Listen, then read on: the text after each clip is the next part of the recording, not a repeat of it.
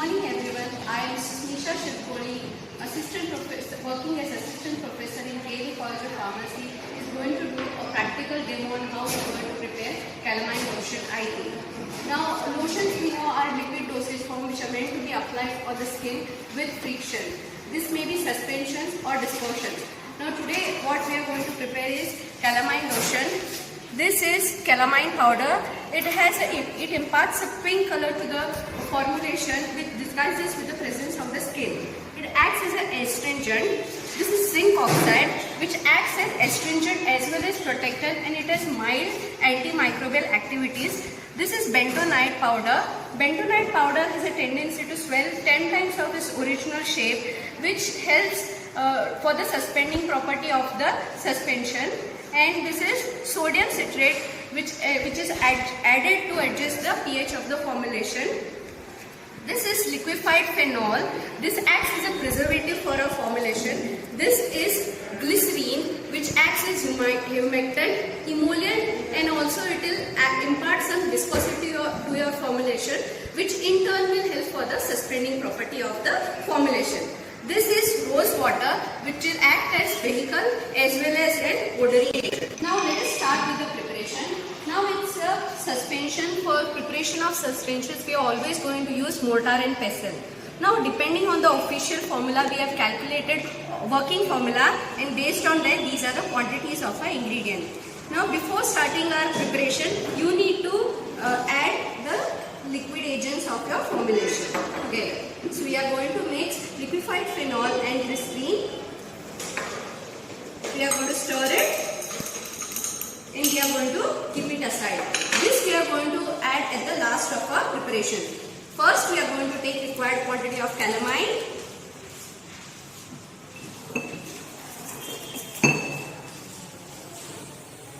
Now we are going to add some amount of water, around one third quantity of the water. And you are going to triturate it slowly. We can see the pink color of your calamine. This disguises with the skin, so it helps for the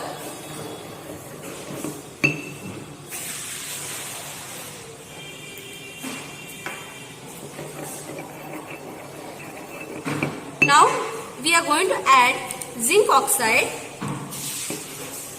which we know it acts as an astringent and it is acting as an antimicrobial agent.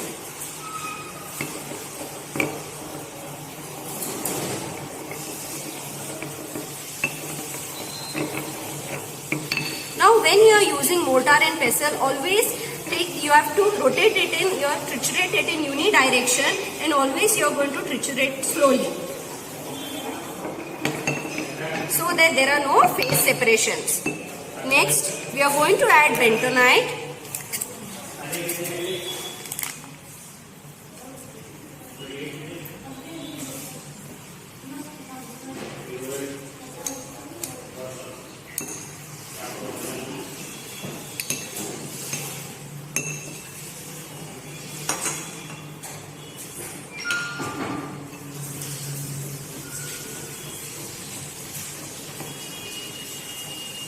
After that, we are going to add sodium citrate, which is going to adjust the pH.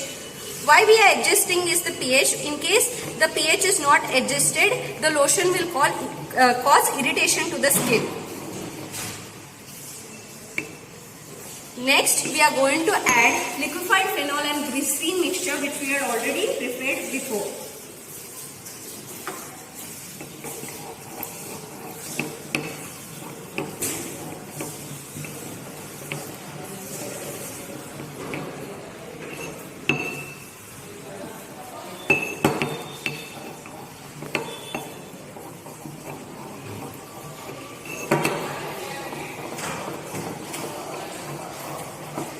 Calculated the quantity for 30 ml. So now this is ready. Now this we are going to pour it into measuring cylinder for making up the volume.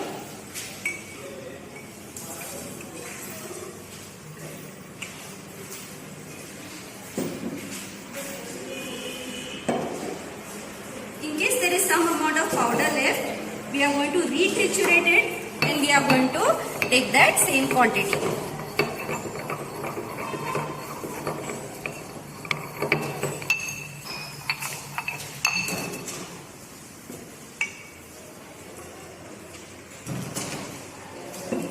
Now we know, as I told, we had calculated for 30 ml, so we are going to make up the volume up to 30 ml for the formulation.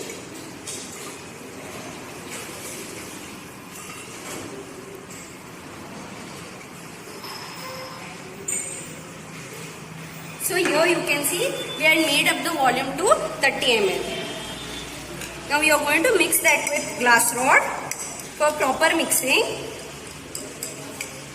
and this you are going to dispense it into a dispensing bottle.